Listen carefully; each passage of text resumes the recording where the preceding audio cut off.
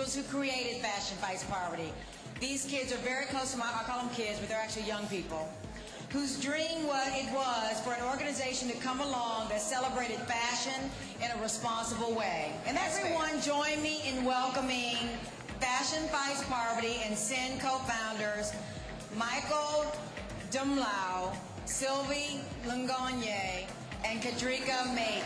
Thank you, everyone. Now,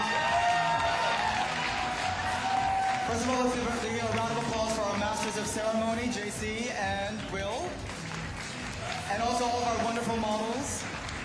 I also wanted to spend some time just thanking some very special people on our team. First of all, the person that we owe this entire production to, Elaine Mensah, our fashion director. Please come out.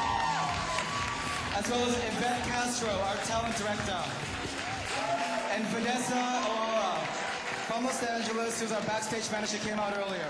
Also, Patrick Peterson, where are you? Our volunteer director. And Sarah Magallanes, our press manager, for keeping this event so well staffed and also very well covered. Did you check out the press? Awesome. Also, I want to say thank you to Joshua Beatty for the decor, for helping organize that. Adra Williams from the Georgetowner for helping us with the host committee. Christopher Belisle for our sponsorship. And this is a very, very special thank you from all of us to all of our friends and family for being there simply when we need you. So, thank you. Also, Kadrieka Maiden, co-founder. Michael Dumlao, co-founder. Sylvie Luanghy, co-founder. And you're going to film you guys tonight. Can we film? Oh, hell yes. Yes, permission, yes. Yes. All right, you guys just finished a year-long big spiel of work, a beautiful show. How are you feeling? We're great. We're just happy. We had a great turnout. We had amazing support this year. We're just really happy with the result. We raised the money that we wanted to raise, so we're just happy. We're just really happy. We're ready to go and celebrate. And also importantly, we are really proud and honored to be part of the Washington, D.C. community, and to see so many of the Washington, D.C., members of the Washington, D.C. community come and support us was great. And I'm also proud, really, of what we did in terms of, really getting the good talent. I mean, we had amazing help this year. It was a lot of hard work, but thank God it wasn't just us three. We had amazing volunteers, amazing staff, and without them, Patrick, Elaine, Yvette, all you guys, we would not, Sarah, Chris, all of you guys, we would not have been able to do this. So thank you for you guys for helping us. Thank you, DC, for supporting us, and you'll see us again soon. Yeah, just really see the same familiar face from last year, people coming back from the first, second year, and then third year. So definitely great, and it's just getting better and better. Now, we know that a lot of people look at fashion and say, really frivolous. I think you guys proved them wrong tonight. Can you explain that? Why is fashion not frivolous, but should really help?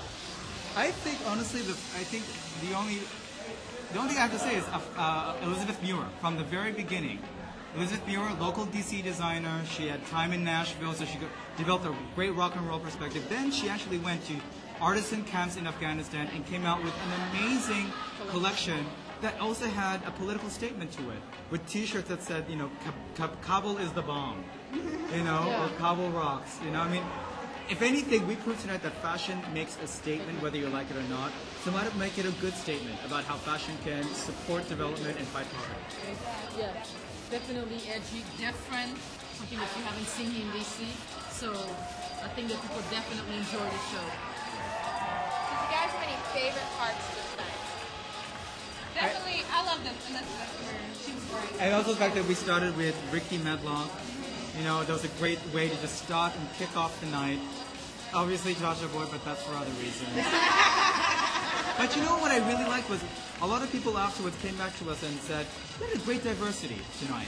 I mean, I would say that we're probably one of the first ethical fashion shows, if not fashion shows in DC, that showed ethical maternity wear. And we actually did an interview upstairs where the interviewer actually said, you guys had some of the most diverse designers ever shown. And we're very proud of that, the fact that we were able to show local designers and designers from around the world who showed very, very different things. So it gave people really good options. And they flew all the way from different parts of the They country. flew from Russia, from Bolivia, from Puerto Rico, Miami, Chicago. Yeah, so that's good. It's international, it's global. So what can we look forward to next year? Ooh. Well, I have to say, I think we've set the bar for ourselves pretty high this year. Yeah, so next year, bigger and The consistency will be there of picking amazing designers with a great cause who are committed to our principles. And essentially discovering new designers that people are not aware And of. this, by the way, is something that we want, and I think this year we've really made our hallmark as a fashion show. That every year we discover new designers that no one, that people may not necessarily be aware of, and hopefully after Fashion Fest that they will be. Yeah. Excellent. What are you guys going to go do now? After party. After party. Lotus Lounge. But you can't come. However, if you were to buy a ticket, you might. No. But okay, can I say one thing and just cut this in there? We'll see you next year. Yes. See you next year. All right. Thank you.